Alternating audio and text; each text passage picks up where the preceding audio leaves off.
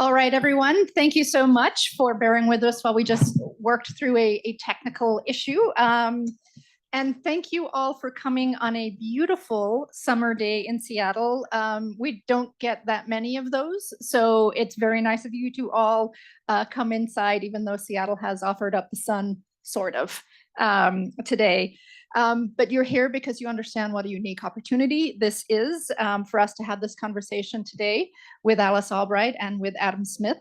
Thank you to our members who are here in the audience, both in person and virtually. Your support allows us to do this work.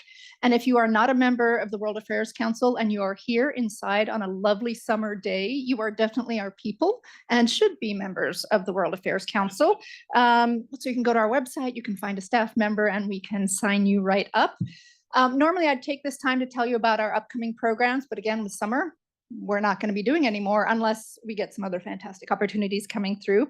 But we'll start up our program year again in September. On September 4th, we'll be welcoming General David Petraeus virtually, former CIA director, for a discussion of some of the many, many challenges that we're facing right now. But we do have some other amazing opportunities right now that I want to make sure you know about, since you're all globally engaged.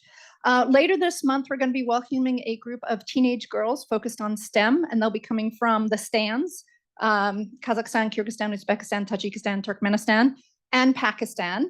And because they're teenage girls, we can't leave them in a hotel to run amok. We have to find homestays for all of them. So if you're interested in opening your home for 5 days for these girls at the end of July, it's an amazing experience. I'm hosting 2 Iraqi girls right now. We have 19 Iraqi teenagers here right now. I hosted a Georgian youth ambassador in April. I can tell you it is truly an amazing, amazing opportunity to bring the world and these into your home. And these kids are the best that their countries have to offer. It's really remarkable. And also our fellows program, which will start up again in September. Adam, you've addressed our fellows group a few times.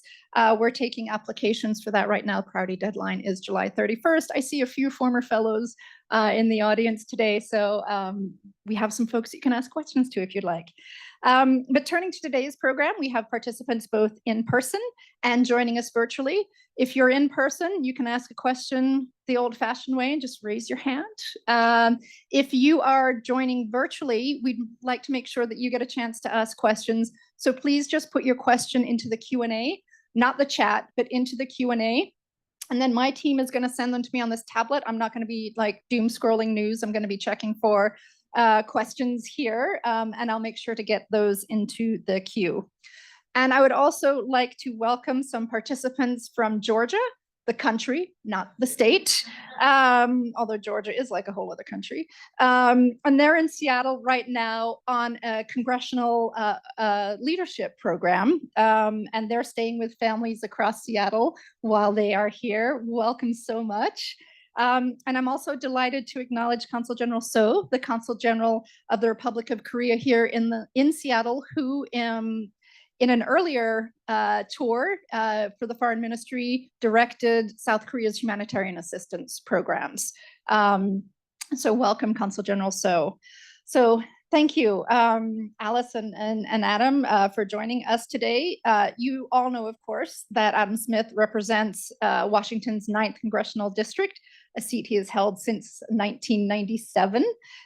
He is ranking member of the House Armed Services Committee and has been a longtime advocate of strengthening American diplomacy and development, the 3Ds, diplomacy and development, along with defense. He also supports efforts to reform American foreign assistance and created and co-chairs the bipartisan, let's say that word again, bipartisan Congressional Caucus for Effective Foreign Assistance. And he is joined by Alice Albright, who is the chief executive of the Millennium Challenge Corporation. She brings to this role more than 30 years of international experience in the private, nonprofit, and public sectors, including serving as the executive vice president and COO of the Export-Import Bank, and also chief financial investment officer for Gavi, the Global Alliance for Vaccines and Immunizations. So I will engage our two amazing speakers for 30 minutes or so, but I want to make sure that we have plenty of time for your questions. If you are online, you can throw in your question as soon as you have them. I'll start to see them here, but be thinking about your question and I'll turn it over to you. As a reminder, we are here today to talk about foreign assistance. Alice, if we can start with you, I just kind of want to start with a kind of baseline standard setting question to kind of inform the rest of the conversation today. So the Millennium Challenge Corporation turned 20 this year. Happy birthday. So can you remind everyone, though, what the Millennium Challenge Corporation is? Because it's a little different than our other foreign assistance programs. So what does MCC do? Well, thank you. And it's wonderful to be here. Wonderful to be in Seattle. Thank you all for hosting us. Wonderful to be here, of course, with the Congressman, who's a wonderful supporter of ours. It's a good 20 degrees cooler here than it is in our version of Washington. So we're delighted to be here. So indeed, MCC was set up 20 years ago. It was set up by President Bush with the idea of creating a somewhat different foreign assistance tool alongside some of the others that were also in the U.S. government's foreign assistance toolkit. So we do things differently. We are highly selective in the countries that we work with. Not only does a country have to be a low income, but they have to be following a democratic pathway, trying to invest in their people, trying to run their economy well. We are a grant maker, so we do not lend at all. Very important given the amount of indebtedness that countries around the world face. And then we have a very specific business model about working with countries hand in hand to identify what the biggest challenges are. They get to choose what sectors they work on. And then we have a very specific way of actually then deploying the money. We set up an entity in each country that is run by the country themselves, but very much under the framework that has been established working with our folks in Washington. So it's been a remarkably effective way of deploying international assistance dollars. Since we were started, we have invested $17 billion in 47 countries, now in 79 projects across multiple sectors. In addition to investing in particular areas of infrastructure, we couple that with a lot of policy reform to make sure that the infrastructure is going to be as useful and as effective as it can be. So you can look at our track record and see not only thousands of farmers trained, students trained, miles of roads built, transmission and distribution lines built and lit up, and on and on and on. But you also see significant areas of policy reform that help countries really advance in making that infrastructure really useful. So it's an unusual tool, and dare I say it, 20 years in, it's been a pretty effective tool. Well, we'll come back to, I think, some of the projects that have maybe been the most impactful. But Representative Smith, you were in office at the creation of the MCC, and as Alice said, it was a program that was championed by George W. Bush and supported across the aisle, which was not necessarily so unusual back then. Why was there such strong bilateral support in Congress? What was the appeal for Congress to invest in this foreign assistance program? Well, first of all, it is interesting to go back to that time. Even then, people always used to challenge me to, how partisan are you? Can you name one thing that you liked that George W. Bush did? And that was MCC and PEPFAR. I always said those were just right off the top of my head. There were others. But I think what really made it bipartisan was there was a recognition that foreign aid was important, but at the same time, it comes down to the simple cliche of teach them how to fish. Don't just give them a fish. I'll work on a better analogy. I usually try to make obscure movie references for that, but that's the basic point. And we have a real opportunity. And as you are coming through that time frame, post Cold War, what's going to happen in the world now that we're out of this bipolar world that we were trapped in at that point, and development was the big thing. You had certainly the former Soviet Union countries were coming up, but in Africa and Latin America and Asia, you had a lot of countries that, were, still experiencing extreme poverty, and they were trying to figure out how can we lift people out of poverty and put in place a good governance structure. And the idea was just giving money wasn't really sufficient, number one, and number two, just looking at it from a "are you with us or are you against us" standpoint, which by the way is a problem that is resurfacing, which we should get into at some point in this conversation. And just let's look at it from a very straightforward standpoint. How can we help people? We're a big, powerful nation. We want to help the economies of the world get better. And yes, we benefit from that, by the way.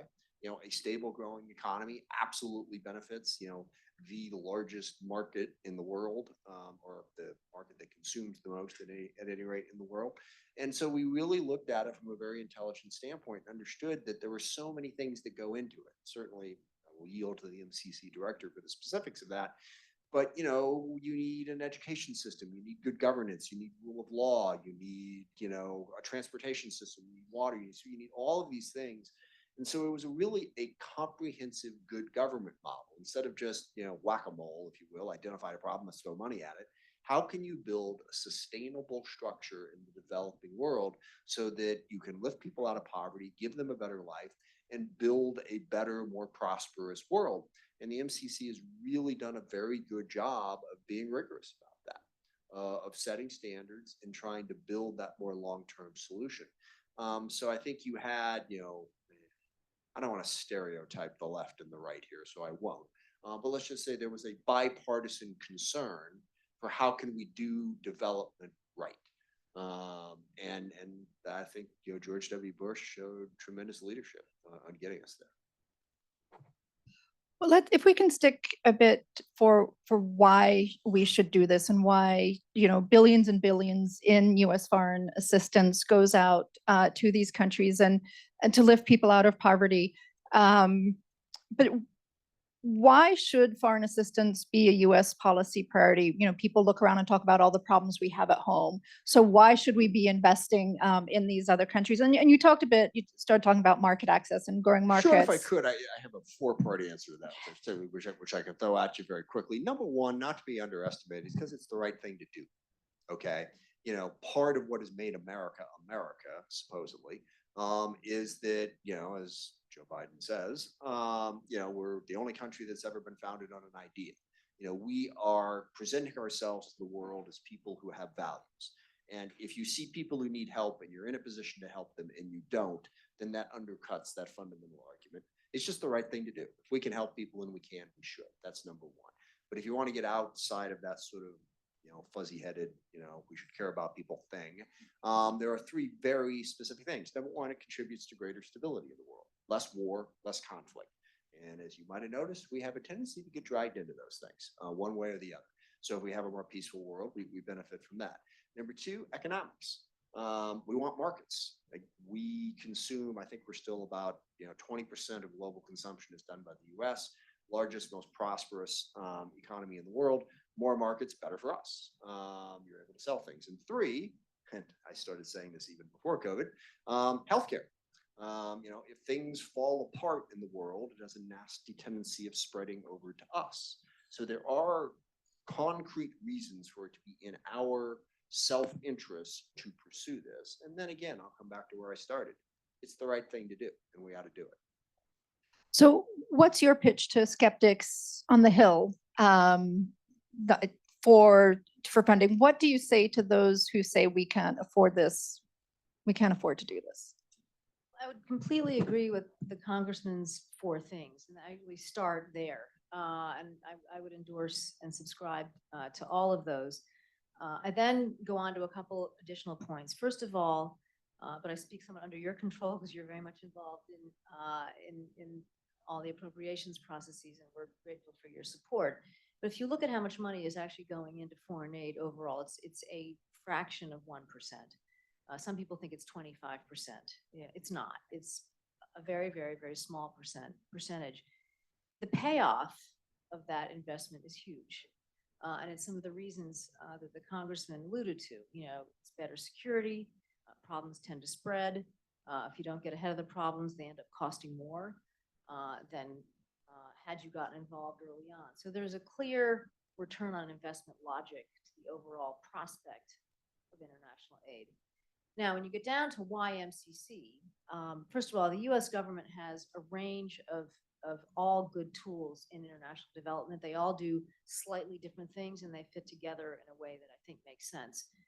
MCC itself is a very unique business model, and we are premised on eligibility. A country has to be eligible to work with us and stay eligible to work with us. And that means being essentially on the right path.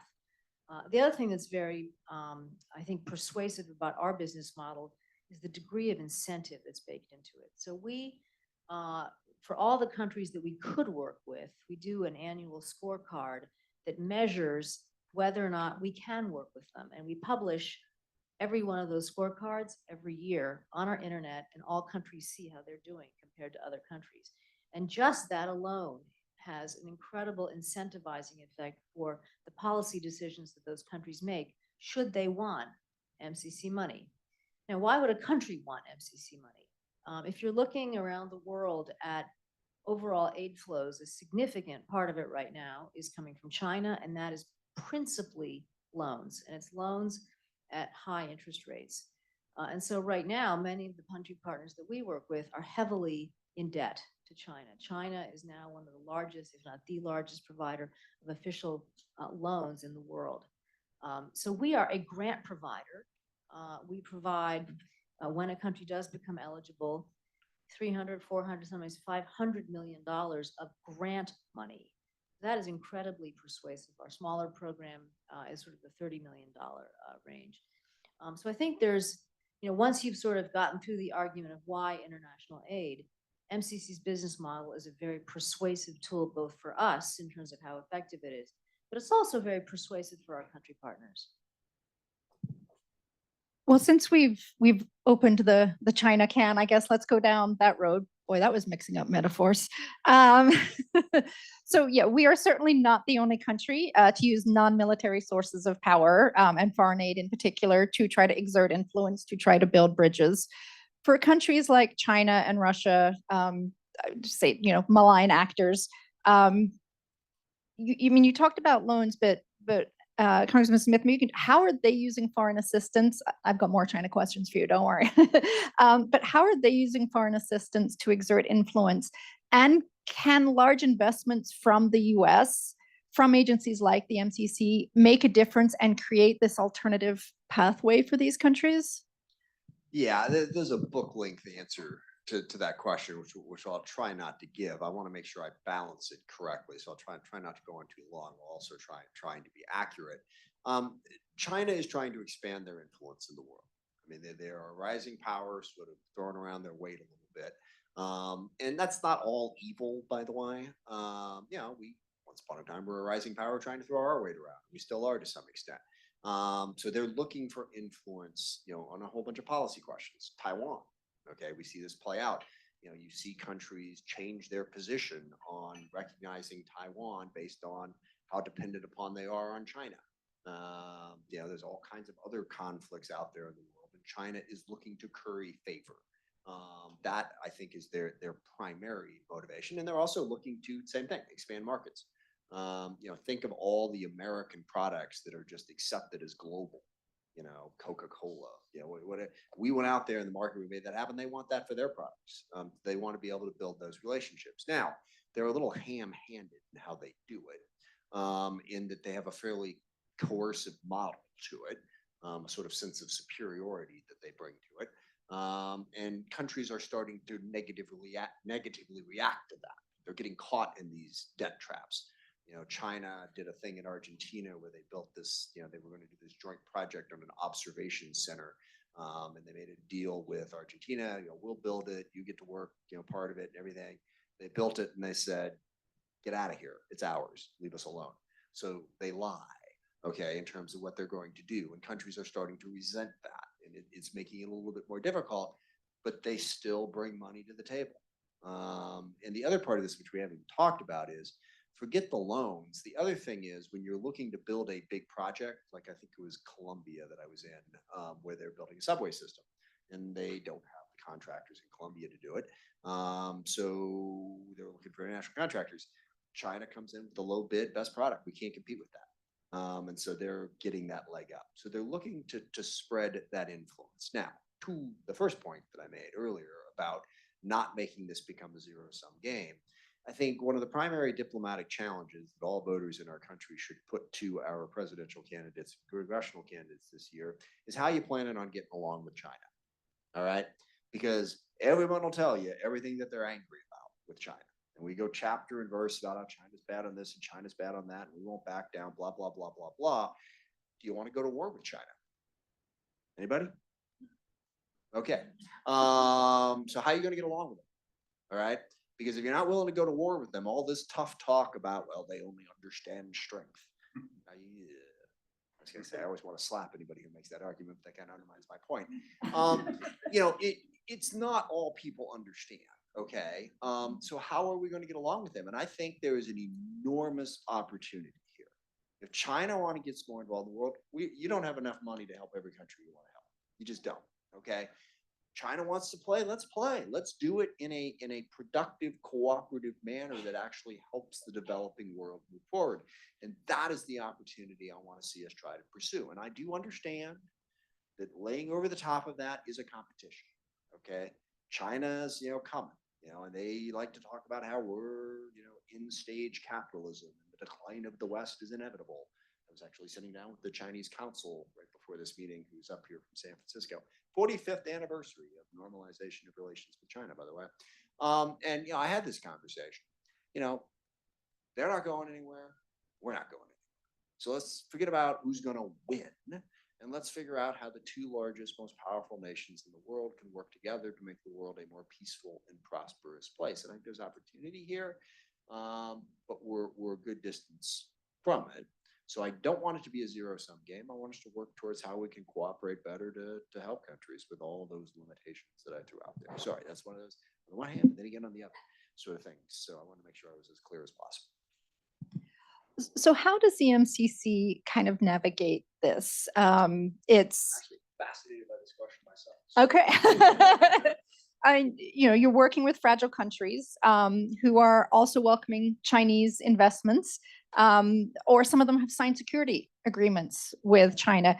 So I guess it's, how do you navigate this? And then can you work in countries that have signed security agreements with China or are receiving large investments, infrastructure loans from China? How do you navigate this tense bilateral relationship where these countries are have both China and the US talking to them? It's a great question. And I think that your backdrop, Congressman, is very, very valuable. So first of all, China is present in one way or another in almost every country that MCC works in. And one of the messages that we get from our country partners is that they don't want to be put in a position of having to choose. That puts people in a very uncomfortable position. Most of the countries that we work in are very low income, and they need money of all different kinds. And so it is going to be totally impractical for any country to say, all right, forget it, China, we only want money from the US, or forget it, US, we only want money from China. And for obvious reasons, those sources of money are going to be volatile. So they can't be put in a position to choose. We do present, though, a very different type of business model than what Chinese debt financing is. First of all, as I said, we are a grant. We have a very specific process, which I can get into more detail on, that really puts the countries that we work with in the driver's seat once they're eligible as to the choice of sector and the choice of project, and being responsible for implementing those projects. So at the end of all of that, countries have what they want. They have it on a very transparent, sustainable, values-based way, and they end up having significant investments in the areas that they want. So we present a stark contrast. You asked about fragile countries. MCC works in a number of fragile countries, and a lot of countries in West Africa, for example, countries, East Timor, that are just coming out of civil wars and have just gained their independence not too long ago. We're very good at doing that, and we help countries really create what I'll call a policy roadmap to figure out how to become stronger and stronger countries. And we have a particular tool where we can work if a country's gone through significant political change, and in the past we may have had to step away. We now have a way of re-engaging with countries after we've had to step away. And we've done that in the Philippines, for example, Tanzania most recently. Now, you asked about security agreements. There are some countries that we're working in, Solomon Islands being one of them, that have signed security agreements. And we are not asked to step out of those. We watch them very carefully. We work closely with others in the interagency, but no, correct. But nobody of our stakeholders is saying get out. They're saying stay, but watch what you're doing. And that's what we do. So it can get tricky, but nobody is saying get out. They want us to stay there. So I want to come back to the values issue, and maybe focus first on Africa, where MCC has a very large presence, as do Russia and China both. China is Africa's largest trading partner. Russia has signed a couple dozen bilateral military agreements with African states since 2015. And Russia and China do not share the US's focus on our core values, nor do they focus on values in what they do. So for both of you, if both of you could address this, if Russia and China don't make an issue of corruption, of poor governance, of human rights abuses, are we at a disadvantage with a values-based approach? Are we at risk of ceding parts of Africa, essentially, to Chinese and Russian influence?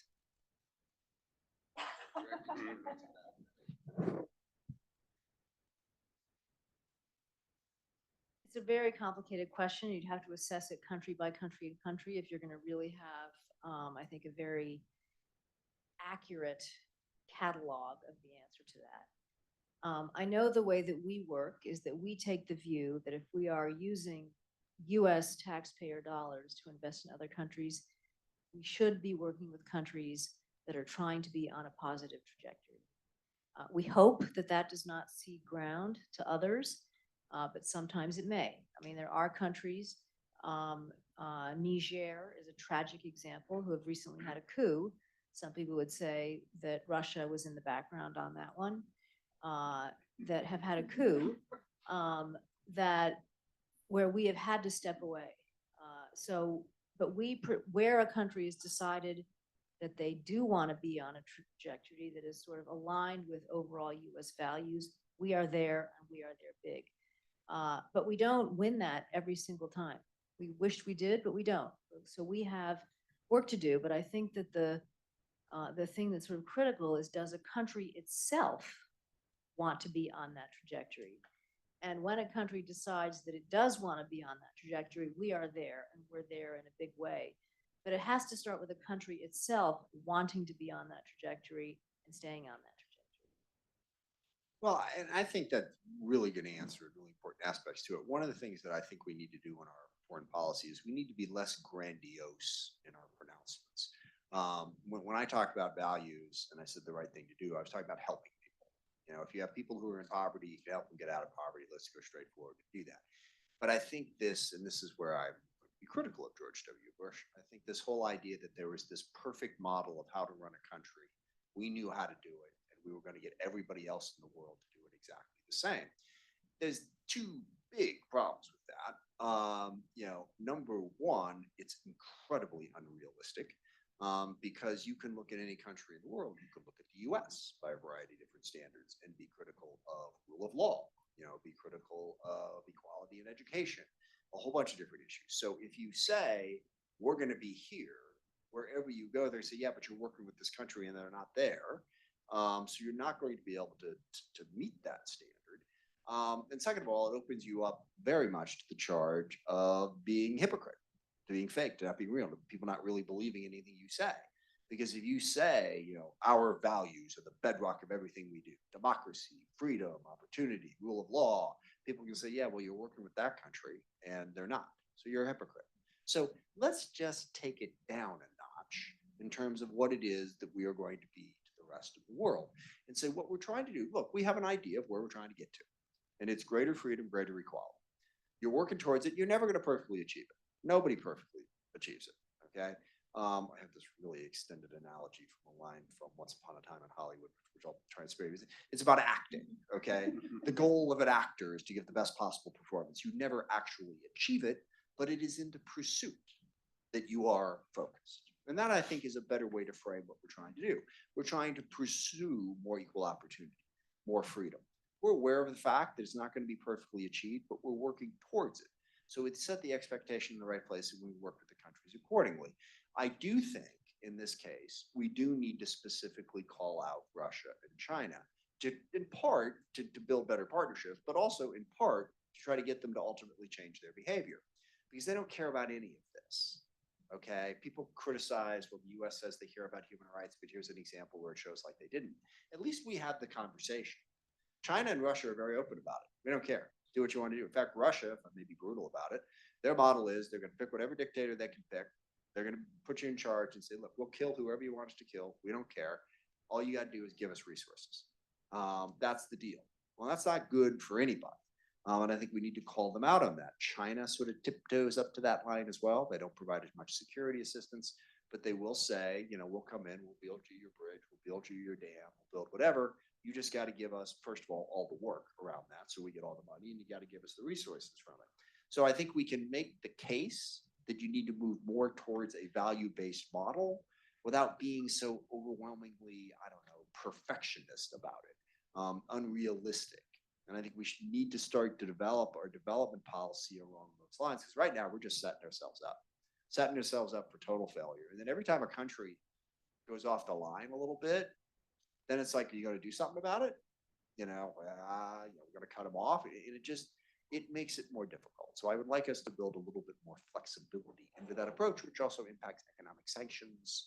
We're concerned about millions of Venezuelans pouring into our country, and yes, we sanction the living crap out of them. Not that the socialist government in Venezuela didn't do a perfectly fine job of screwing up their own economy long before we got involved, but we've certainly exacerbated the problem in a way that I don't think is in our best interests. So be thinking about your questions. You mentioned Niger, so I actually want to ask about the Sahel, but please get ready for your questions, and we'll have mics growing around. And I don't think I have any questions yet from the Zoom crowd. So you mentioned Niger, and we had one of my favorite, it's like saying your favorite child, but one of my favorite programs we did last year was on the Sahel with Michelle Gavin and Jendi Fraser. It was fantastic, but premised on a very troubling situation where in the last 4 years, there have been 7 coups in the Sahel, constitutional and military. You mentioned Niger, there are many others. How is the MCC working in the Sahel to promote, and you said you've had to step away from Niger, but to promote economic development and good governance in the face of so much domestic turmoil? I mean, even if it's internationally caused, if Russia's messing around in there. How, for the Sahel specifically, what is the MCC doing? We're quite active in the Sahel. We have had to step away from most recently Niger, and prior to that Burkina Faso. But we are at the moment doing programs in one way or another in Benin, in Togo, in Sierra Leone. We are in the final stages of looking at a program, Cote d'Ivoire. An interesting part of our work, there's a thing over West Africa called the West African Power Pool, which is what it sounds like. It's sort of a network of power producers, exporters, importers, and we've actually financed significant parts of the transmission and distribution network in that part of the world. But when we see, let me back up for a second. One of the reasons why we pay attention to things like, is a country a democracy? Does it observe the rule of law? Is it trying to invest in its people? Is it trying to run its economy well? All of those things are critical factors to economic growth. And so that's why we spend so much time looking at those key eligibility factors. When a country has a coup, it creates instability. And in addition to the overall U.S. government regulatory or State Department regulatory matter that says that if there's a coup, they have to step away from foreign assistance, which our work is informed by. We take the view that if there's a coup, it creates instability. It does not observe the rule of law, and creates instability, which makes it hard for economic growth. So in Niger, had the coup not happened, we're still grieving over this. Had the coup not happened, we would have invested overall about $772 million in that country. We were about to start a program that was a regional program with Benin that would create a trade corridor from the port in Cotonou and Benin up to Niamey. We've had to step away from the Niger part of it. And we had to do a similar thing in Burkina Faso. But in the rest of the Sahel, we've got some very successful programs ongoing, and we're able to work with countries. Getting back to your point, Congressman, you've got to meet countries where they are and then work with them according to where they start and what their sort of own policy preferences are, to work with them where they are to try to advance things. So I have tons more questions, but I'm going to see if you have questions. So when I call on you, please wait for the microphone and introduce yourself to our speakers so they know to whom they are talking. And we'll take the first question from one of our visitors from Georgia. Just if you can wait for the microphone.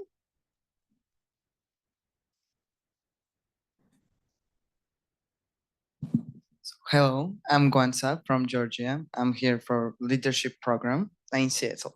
So my question is about that you said that does country want to be in that trajectory or not? So when you're saying country, what do you mean? Because I'm asking this because in my country, government wants different than us, the people of Georgia. What it will be if we lose the elections, because we have elections in October, and our elections is not legit right now because they, it's not legit. So will you stop us giving aids because they will change the trajectory, and they are changing the trajectory of Georgia. They're doing pro-Russian laws now, and you just did sanction them. And my question is, will you stop aids for us? So if you're not familiar, there have been, the Georgian parliament passed a Foreign Agents Act modeled on the Russian Foreign Agents Act. And many Georgians, including some of the students who were here in April, have been protesting the government. The president said they were going to veto it, and it was passed. So when you have, a government on one trajectory and the people that don't support that trajectory, how does that get navigated when it comes to assistance?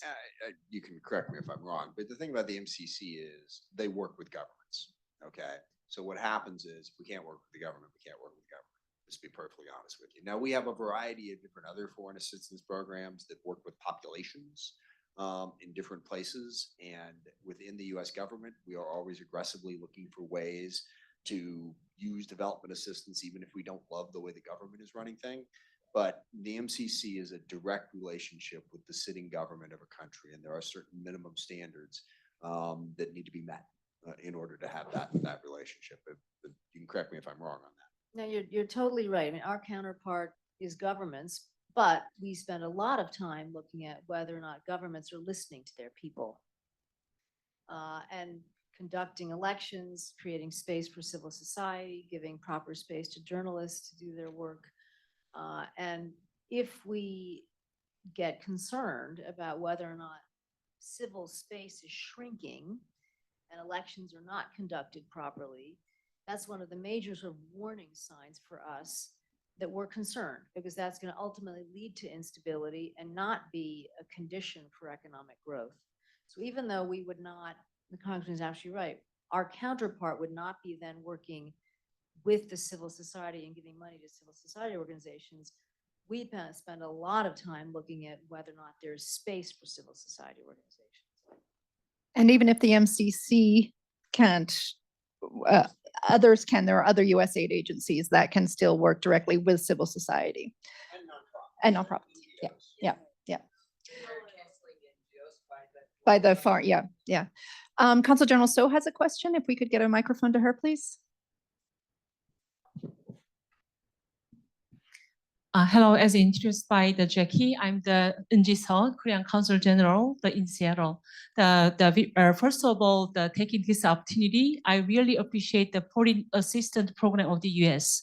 As you know well, Korea was the one of the poorest country during the Korean War, but we are totally transformed to the 10th largest economy right now. So the Korea, that many people say that the Korea is the one of the best example of the the U.S. the foreign assistance to become to succeed in the economy. The economy and also the democracy together. So I'm very honored to say here as a Consul General, we really appreciate the U.S. Foreign Assistance Program. So I have two questions. The one is that now the Korea is one of the active emerging donor country. So as you said, KOICA is very active for the foreign assistance. But in Korea still we have the problems for the aid effectiveness and aid alignment. So we have also the nonprofit organization of the foreign assistance and also government assistance, and the many government assistance for the foreign assistance. So that's why we have some problems for the aid effectiveness among the government agencies. Our Korean government agencies, when for example, when go to the Vietnam, we have a lot of government, the foreign assistance agencies there, and even though the KOICA is the official, the foreign assistance, many non-profit, the organization to support Vietnam, and also other, the ministries and the agencies have also the assistance program there. So that's why we have the discussion how we can make aid effectiveness in Vietnam and also the aid alignment among those agencies. So I would like to, if you have the same problem here, in the US or the Millennium, the MCC, and Sure. yeah. Sorry, did you have something more? Or did you have another question? Yeah. The second question is about the North Korea. So the North Korea is a very unique, unique in the status. That you can already the answer like the Niger or the fragile country, but in North Korea issues they have some human rights problem as well, and also if they we have some kind of regional aspect that if they can have the foreign assistance, but they the transfer that money into the development of nuclear weapons, something like that. That's why in those cases you have some also the assistance, the program to there, or any other nonprofit organization of the U.S. that have that program. We're not working with North Korea on any level because there is no opening, no gap, nothing that can be done there, which is unfortunate. But yeah, we're not doing anything with North Korea on any of the levels that we talked about. To your first question, that's actually what I see as an opportunity. There's a lot of challenges. I mean, you've got plenty of stuff to do that MCC can't get to. So having nations like South Korea and other nations in Europe and elsewhere, and frankly, some of the NGOs out there, coordinate better and work together to try to learn best practices and figure out where to help, I think would be enormously important. It's like tools in the toolbox. We should better coordinate. Okay, here's everything we're trying to accomplish. We can't do it all, but here's where South Korea could be helpful. And we can learn from you. You can learn from us as to what works, and we can build relationships. You probably have relationships with some countries that are better than the relationships that we have, and that can give us an opening, and vice versa. So all I would say about that is we need to coordinate more directly with partners like South Korea so that we can more effectively deliver the assistance that we all want to deliver. Often what you see, and it's a great mechanism for doing what the Congressman has talked about, is there are donor coordination groups sector by sector in each country that involve not only all the bilateral donors, but also some of the major multilateral donors. And that becomes a really important forum in the country to organize who should do what part of the challenges that a sector might have. So that would be a place for KOICA, but also all the other NGOs to get involved and figure out. It's basically a question of division of labor. So I'm going to take one of our Zoom questions. And this is from Judy Mayotte, who is a member of the council here and has been engaged in foreign assistance work for a long time, humanitarian relief primarily. Sorry, every time I change it, it moves. Okay. She wants to know, and I don't think you can give a hard and fast answer, but why does our federal assistance or our international budget remain under 1% as it has for years, especially in this critical time of changing climate and its impact on the global South? For example, the displacement of people and greater migration. So the need's getting more, but the overall US international affairs budget is staying static. Sure. I mean, there's a couple of key reasons. One was alluded to. I mean, look, U.S. voters and U.S. persons, I mean, they're kitchen table people. You're going to care about more stuff that's up front. We have needs in healthcare, we have needs in education, we have needs in transportation, needs in infrastructure. And foreign assistance seems like it's a million miles away to your average voter.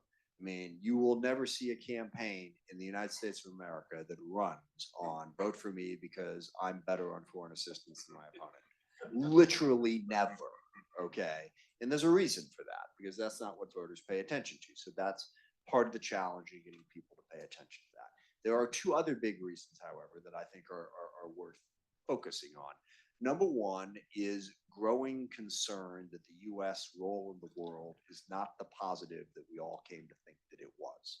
And this is something that's felt on the right and on the left. It also has a legitimacy to it. As I said, I think we got a little grandiose in our objectives, created some problems where we didn't necessarily need to create them.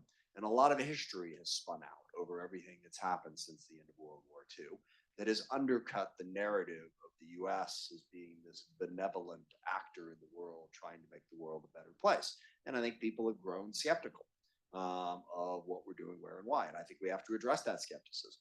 We have to get back to a place where we are acting in the world in a way that we as Americans can be okay with, if not proud of. And second, the biggest problem we face, and this is a global problem, but it's also here in the US, is the concentration of wealth. We have an increasing number of people in America who feel economically insecure. We also have an increasing number of people in America who actually are economically insecure. By the way, those are two different things, both challenges, but different. You see the concentration of wealth happen, and you see it. Yeah, we're looking at the wrong side of the building here to really see it. But you've got unbelievable wealth in this region. Amazon, Microsoft, your shareholders in that. I mean, you're coming in plopping down $2 million cash for a house. But we got people who are still, in more blue collar jobs whose wages and benefits haven't kept up. And I, again, have a long answer about, I grew up in SeaTac. My father bought a house that I grew up in 1971 for $15,000. He was a ramp serviceman at United Airlines, making like $16 an hour the last year he worked there. You look at what housing costs in where I grew up and how far it's gone up, and then you look at what the wages and benefits have done, and it's just not keeping up. So people are increasingly frustrated in America about their own circumstances and feel like they have less space to be concerned about anybody else's. And that's, one, a very real thing. I mean, those economics are real. But two, psychologically, we've just become more self-centered as a country. Okay, and that would take me down a long road that I'm not going to go down. But there are things we can do. So those are the three big reasons why no one's coming up and saying make the foreign aid budget bigger. Now the people who work on the problem, and let me close with a piece of good news. It has become more bipartisan. In the 20 plus years that I've been in Congress, it has become a lot more bipartisan. Republicans care about this in a way that they didn't used to, and a number of people, and frankly, George W. Bush had a lot to do with it. But I remember, one of my co-chairs of the Caucus for Effective Foreign Assistance, Ted Yoho, hard right Tea Party conservative. All right. But he came to care about foreign aid because he came to want to help people. And he was instrumental in passing the BUILD Act, bill that he and I co-sponsored that enable us to make, investments in aid, not just donations, which incentivize the ability to do that and increase the return so we can do more of it. And Ted, man, he got that done, dedicated. So it is becoming more bipartisan, but we have those first three challenges. So we've got 5 minutes left, and sorry, I want a question. I want to look back on the MCC with the last question. We've talked about the metrics and how it's been a very good investment for the US. So in the MCC's 20-year history, what do you each think is the greatest success story? And what's the biggest lesson learned for how the US builds the partnerships with developing countries? We'll start with you. I often get asked the question, what's our, most successful program? And, in many ways, all of them have been successful because they've all hit their metrics. And so there's not one that stands out as my favorite. I think one of, when MCC was started, it was a total experiment. And some people thought it was, really pretty nutty. Was never going to succeed. I think in some ways our biggest success is that it has succeeded and it's been replicated over and over and over again. And we've built, we have a long list of things to keep track of all the things that we've done, coupled with all the reform. In terms of partnerships, I think what's really critical about how we work is that we work with countries eye to eye as partners, and we bring to, while we do have a set of values and requirements that we endorse and espouse, we bring to it a pretty high degree of humility, because we don't have all the answers, and we want to learn from our country partners about what they think the biggest problems are. And there's example after example where we listened, and then it really put us closer to getting the problem right. And I can give you example after example about that. So those are some reflections. Congressman Smith? Yeah, two. One, it significantly improved our reputation in the world for how we deliver development assistance. It really showed people that we were serious about partnerships, that it wasn't just a Cold War zero-sum game thing. And I think that has worked with a lot of countries and has really helped. There are certain other things that have happened during that time frame that were not as helpful, but that was very, very helpful. And second was what I said earlier. It really helped more than any single thing to make foreign development aid bipartisan. It really did. So those are the two I would say. All right, so I'm going to cheat and ask one more. So we looked back to the last 20 years, but let's look to the next 20 years. What do you see both as the greatest challenge for the MCC and its work and the greatest opportunity for the MCC? Sorry, I mean, the greatest challenge is the level of global conflict that's going on out there, without any question. It is the reemergence of great power competition and the deep divisions that exist in the world that are potentially pushing us back into that zero-sum game world, where it's not so much about development, it's not about what's best, it's about the geopolitics that's surrounding it and how you navigate that. I think the greatest opportunity, quite frankly, is technology.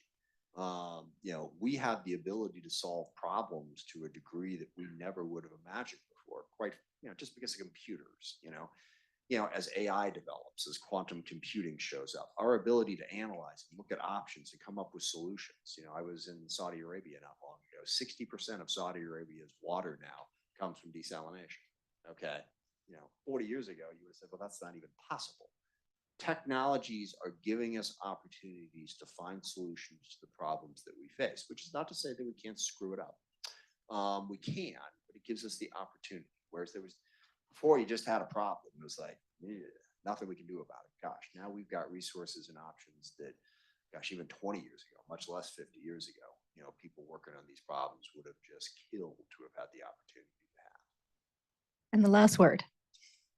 So I see two challenges. One is continuing to make the case about why we need to continue to do foreign aid, not just for MCC, but broadly. So trying to make sure that 1% does not get even lower, because it's so critical for all the reasons that we've talked about. And then the second thing is it's really for our agency to stay adaptable. So if you would look at any group of projects that are going on at any particular time as the sum total of what countries want. Because our money is not earmarked from the beginning. We don't get a requirement from Congress to say you must do electricity, you must do agriculture, you must do this, you must do that. It's what the countries want. And so for us as an agency, the challenge is going to be adaptable, to listen, and then be able to deliver on what the countries want. So if you look at the sectors that we're going to be working in over the next 20 years, it is going to be somewhat different from what we worked on at the very beginning.